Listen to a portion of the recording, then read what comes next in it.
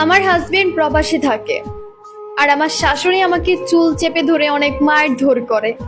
আমার দেবর আমার সাথে শারীরিক সম্পর্ক করতে চায়। এই কেমন জীবন নিয়ে এই দুনিয়াতে আসলাম, যা ভাবলেই অনেক কান্না আসে আর মন চায় এখনই আমি আত্মহত্যা করে মরে যাই।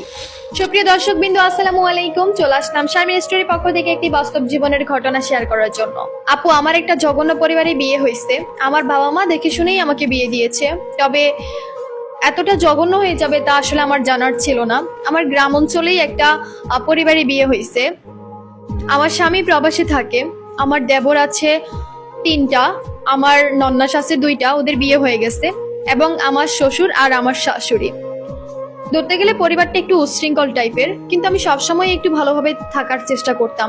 সবসময় ঘোমটা দিয়ে চলি এবং নিজেকে ভালো রাখার জন্য যা করতে হয় এরকম ভাবে আমি চলি। এবং আপু, একটা কথা কি জানো, যে আমার দেবরগুলো আমাকে সাথে কেমন জানি কথা বলতে চায়, আমার সাথে থাকতে চায়, অনেক রকম ভাবে অনেক আকার ইঙ্গিতে কথা বলে, অনেক খারাপ লাগে, যেগুলো আমার হাজবেন্ডকে বললেও বিলিভ করে না, এবং আমার শাশুড়ি তো বিলিভ করেই না। আমার শাশুড়ি আমাকে সব সময় জ্বালাতন করে। আমার বাবার বাড়ি থেকে এটা নিয়ে আসি না কেন, ওইটা নিয়ে আসি না কেন, আমার বাবার বাড়ি থেকে লাখ লাখ টাকা কেন তাদেরকে দেয় না, এটার জন্য অনেক কথা শোনায়। এবং কি সবসময় আমাকে ফকিন্নি বলেই ডাকে, এবং কি সবসময় আমাকে বলে যে তুই তো হচ্ছিস ফকিন্নির একটা মেয়ে, তোর বাবা মা নেই, তোর বাবা মা খারাপ, এই সেই অনেক রকম ভাবে অনেক কথা বলে, যেগুলো আমার সহ্য করতে অনেক কষ্ট হয়। কিন্তু একটা কথা কি জানেন, আমার হাজবেন্ড এগুলো কোনো রকম ভাবেই বিশ্বাস করে না।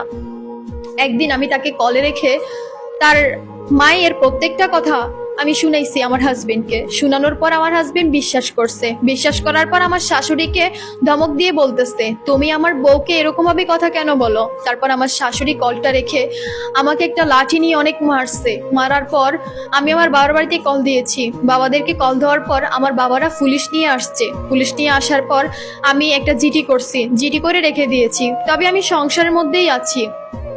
এবং কি একদিন রাত্রিবেলা আমি ঘুমাচ্ছিলাম, ওই দিন আমার একটা দেবর আমার রুমের দরজা টোকা দিল। দেওয়ার পর আমি বললাম কি চাই। সে বললো যে আপনার রুমে একটু আসতে চাই। আমি তো ভাবলাম ঠিক আছে, কেন আসতে চাই একটু দেখি। তার পরবর্তীতে আমার রুমে আসার পর দরজাটা মেরে দিয়ে আমাকে অনেক জোর করতেছিল আর বলতেছিল যে আমার সাথে সে যে করে হোক থাকবে। সেদিন আমার শাশুড়ি বাসায় নেই এবং আমার শ্বশুর আছে। আমি এত জোরে চিৎকার করছি, আমার শ্বশুর একটাবার আমার রুমে আসতেছে না। আমার আরো দেবর আছে, তারা আমার রুমে একটাবার আসতেছে না। ও আমার সাথে শারীরিক সম্পর্ক করেছে। শারীরিক সম্পর্ক করার পর আমি অনেক কান্নাকাটি করছি এবং বলতেছি না, এটা হতে পারে না, আমি নিজেকে শেষ করে দেব। তার পরবর্তীতে আমি আর শেষ হইতেই পারলাম না। সকালবেলা ঘুম থেকে ওঠার পর কাজের উপর কাজ, কাজের উপর কাজ করেই যাচ্ছি। একটা সময় ভাবলাম যে আমি আমার হাজবেন্ডকে সবকিছু জানাবো। হাজবেন্ডকে সবকিছু জানানোর পর আমার হাজবেন্ড আমাকে একটা কথাই বলছে যে আমি নাকি নষ্ট একটা মেয়ে, আমি নাকি ইচ্ছা করে নাকি আমার দেবরের কাছে গেছি। তার পরবর্তীতে আমি বলছি আমি তো আমার দেবরের কাছে ইচ্ছা করে যাই নাই, সে আমার কাছে আসছে। একথা বলার পর আমার হাজবেন্ড আমাকে বলতেছে তুই তোর বাবার বাড়িতে চলে যা। এবং আমি আমার হাজবেন্ডের কথা অনুযায়ী আমি আমার বাবার বাড়িতে চলে আসছি। বাবার বাড়িতে আসার পর বাবাদেরকে একটা কথাই বলছি, দেখো তোমরাও যদি আমাকে বিশ্বাস না করো, আমার মরা ছাড়া কোনো উপায় থাকবে না। তার পরবর্তীতে আমার বাবারা আমাকে বিশ্বাস করছে। আমার মা আমাকে বিশ্বাস করে বুকে আগলায় রাখছে। মায়ের ঘরে প্রায় আজকে 3 মাস পরে আছি। আমার হাজবেন্ড আমার কোনো খবর নেয় না। 3টা মাসের মধ্যে একটা বারো কল দেয় নাই। এবং কি আমার শাশুড়ি একটা কথাই নাকি বলছে আমার হাজবেন্ডকে বিয়ে করাই দিবে। অবশেষে আমার হাজবেন্ড দেশে আসছে।